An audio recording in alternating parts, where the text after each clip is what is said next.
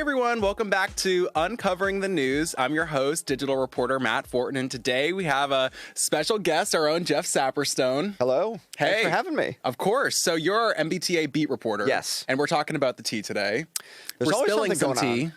Yeah, we are. Yeah. We are. So I know that you just had a one-on-one with Yes. the general manager of the tea, Phil Eng.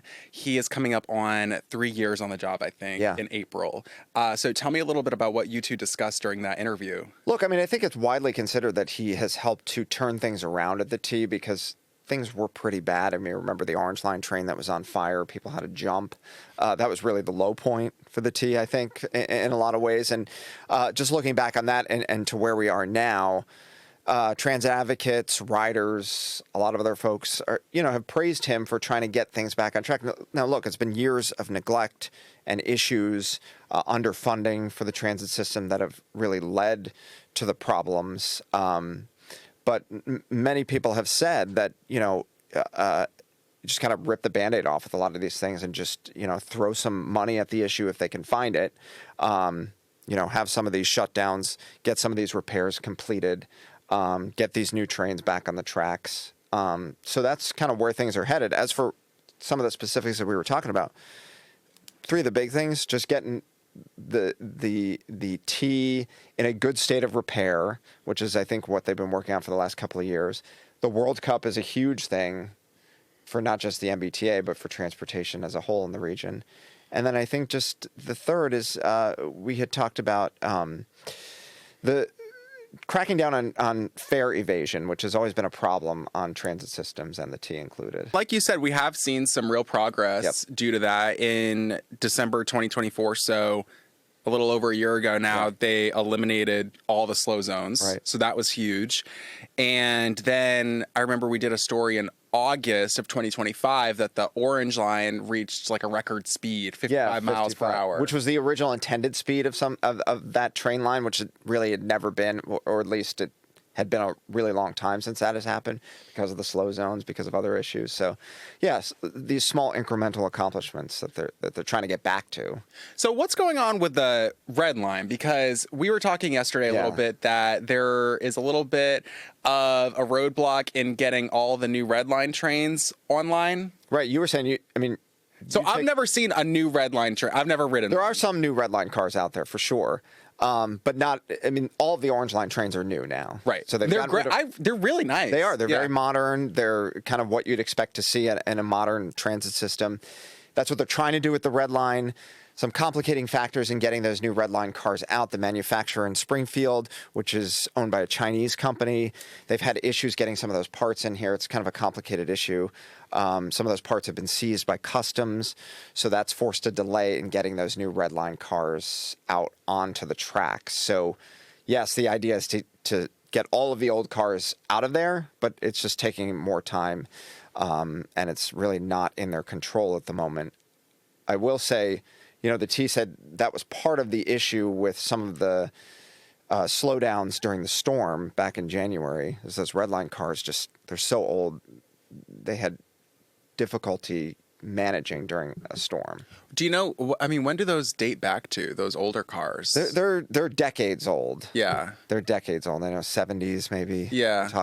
They're old cars, so they need to be replaced. And, what is, did Phil Eng say anything about the timeline of when he thinks all these new trains can get online? He did say they are being delayed, and they're working with the company and with U.S. Customs to try to expedite and try to, give all the documentation they need to.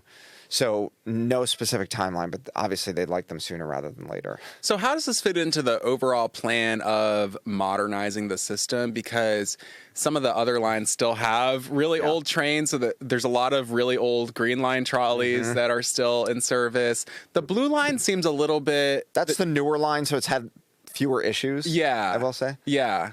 But the Green Line, I was just talking to them recently. They're building new Green Line cars. I don't know if you remember, they brought in one as a sample on City Hall Plaza for people to kind of walk through and see if it would be a good fit.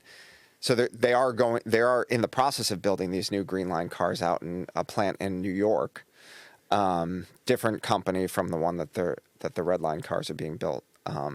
But there are some So they're trying to modernize. Yeah. There's some new Green Line. Yeah, trolleys. these are going to be like super new, like modern, very modern trolleys. So they're trying to get to that point. But yeah, it's a slow process. Just to, think about it, to build new cars and to get them all onto the system.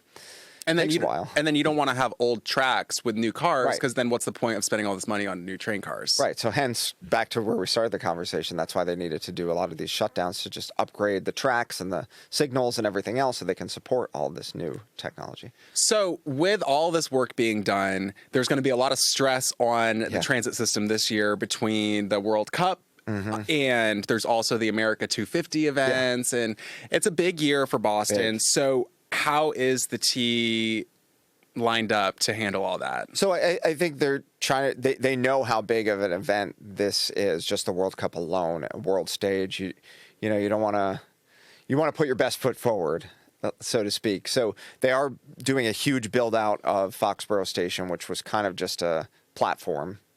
If you've ever been there to Gillette Stadium, to that station.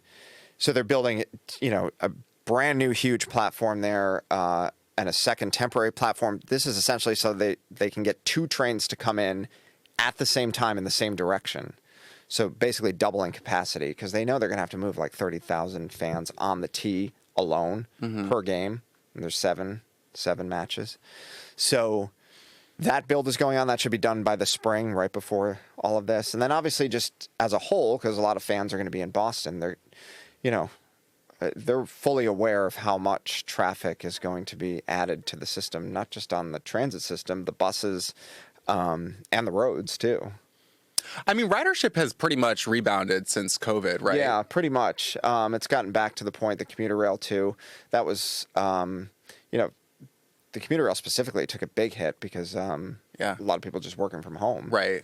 But now it's almost rebounded to pre-COVID levels. I'm not exactly sure on the numbers, but yeah. I mean, if you go on these trains, there's people on them, especially, I ride the Green Line all the time, and it's packed. Yeah. The Green Line is a good example of what I wanted to ask you about next. There's been a lot of talk lately, especially when the agency is talking about its finances, fare evasion, right? That is an ongoing issue for the T, as it is for a lot of, obviously, public transit systems. Right. They have been taking steps to modernize how people can pay for their ride. Yep. For instance, a lot of stations and trains now have the tap option, so you can just tap your phone. Yeah. It's super easy. Yeah.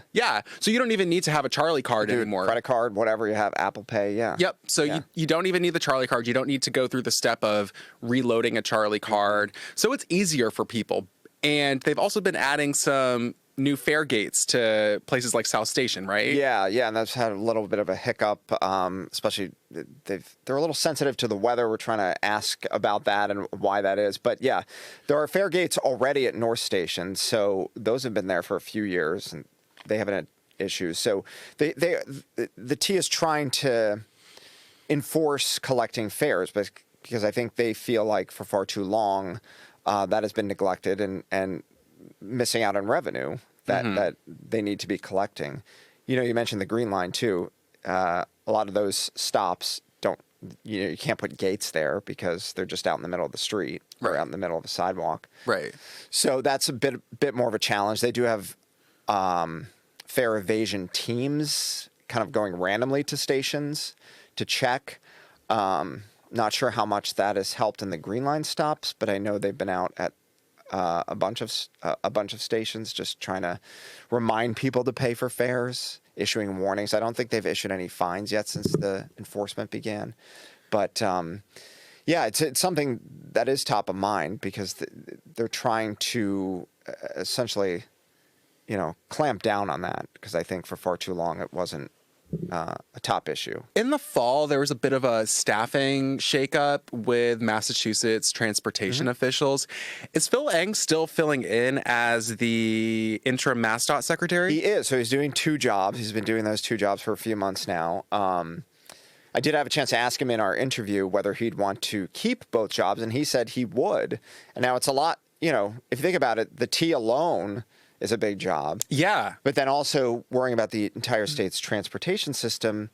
That's a whole nother job. So yeah, he's been bouncing back and forth. Obviously, there's a lot of deputies in place in both departments. So how is he doing both jobs? He says he runs back and forth to both offices some days, and it's all within the same compound in Boston. But he's been doing both, and he said, I think he said something in that interview with me that the interconnectedness of the two jobs, I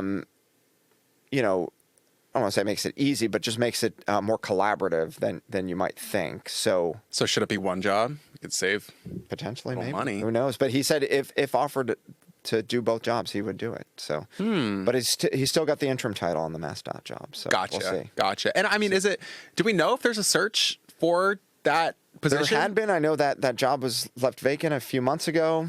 As far as we know, we did ask the governor's office recently. As far as I know, there's still a search going on, but he's still doing both jobs right now.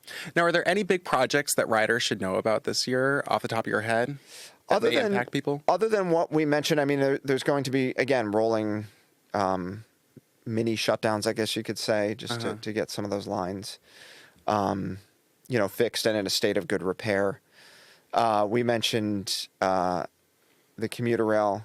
They're working on electrifying one of the lines at least, to try to get that, convert from diesel to a cleaner, more stable. And also on the buses too. We didn't mention the buses. Obviously the T runs those.